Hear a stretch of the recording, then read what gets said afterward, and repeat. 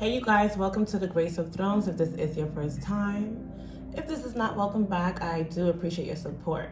So I want to talk on a topic which is the 7 spiritual laws of success. So today I'm going to cover the first one in this video, so stay tuned.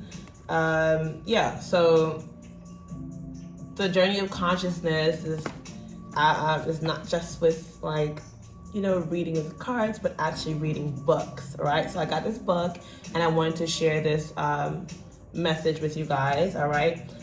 So the name of this book is called The 7 Spiritual Laws of Success by Deepak Chopra. I hope I'm pronouncing the name right. All right, so before I get into that, I have this deck, right, that is created, the very popular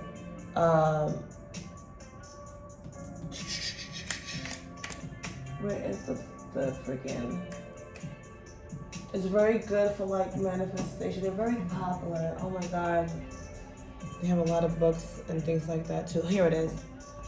All right, so you guys could have heard of them. They're called Esther and Jerry Hicks. So this deck is called Axe, and it is given, right? You know, the universe is always co-creating with us, but we have to learn to tap in, right? So they also, I have the book. They have the actual book. This is the cards for it, but I have the actual book for it. And then they also have the vortex, where the law of attraction assembles all cooperative relationships. So on another video, I'll touch in on that. But so the card that I pulled for this message, right, is I will never cease being or desiring. I will never cease being or desiring. So you will never cease being or desiring, all right? You will never cease to be. New desires will be constantly born within you. Source will never stop answering your desires, and your expansion is therefore eternal. And so you may begin to relax if, in this moment, there is something you desire that has not come to fruition.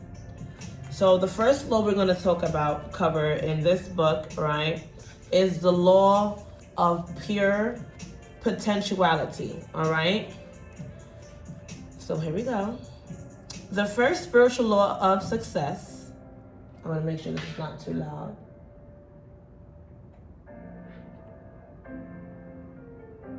Excuse me. All right. The first spiritual law of success, the law of pure potentiality, says that our essential state is one of pure potentiality. Pure potentiality is pure consciousness. It is the field of all possibilities and infinite creativity.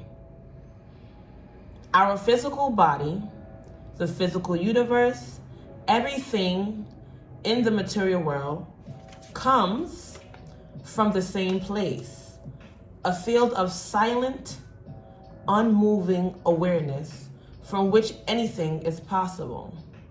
There's no separation between this field of energy and our spiritual essence. This field of energy and our spiritual essence, our self. This field is our own self, and when we know that our essential nature is one of pure potentiality, we align with the power that manifests everything in the universe. Knowing who we really are gives us the ability to fulfill any dream we have, because the same field that nature uses to create a forest, a galaxy, or a human body can also bring about the fulfillment of our desires. Anything is possible in the field of pure potentiality, because this field is the source of all power, all intelligence, and infinite organizing ability.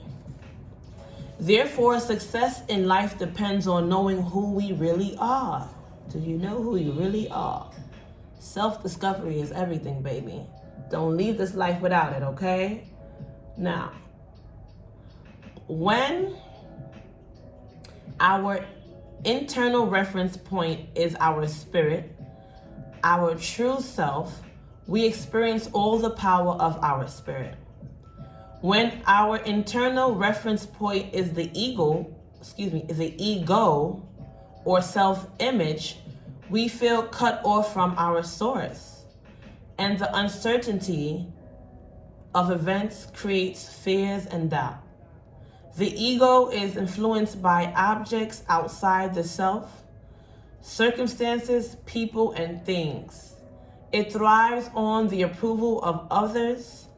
It wants to control because it lives in fear. But the ego is not who we really are. The ego is our social mask.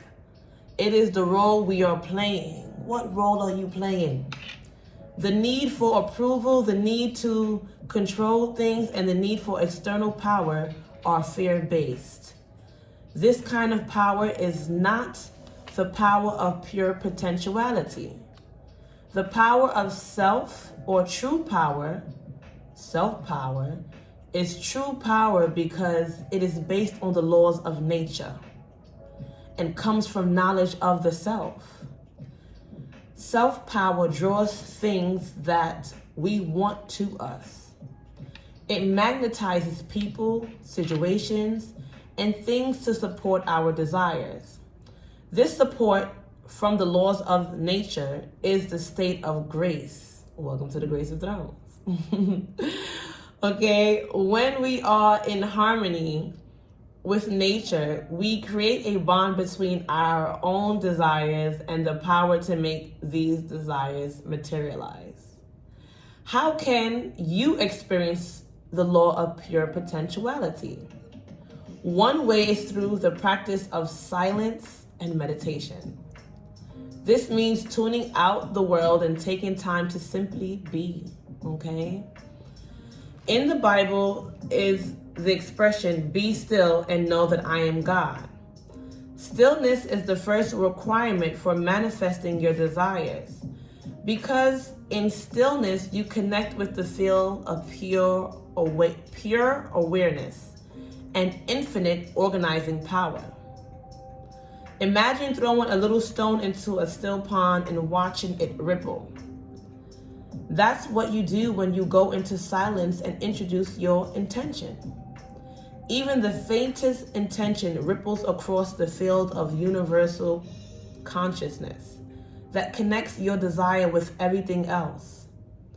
This field can orchestrate an infinity of details for you.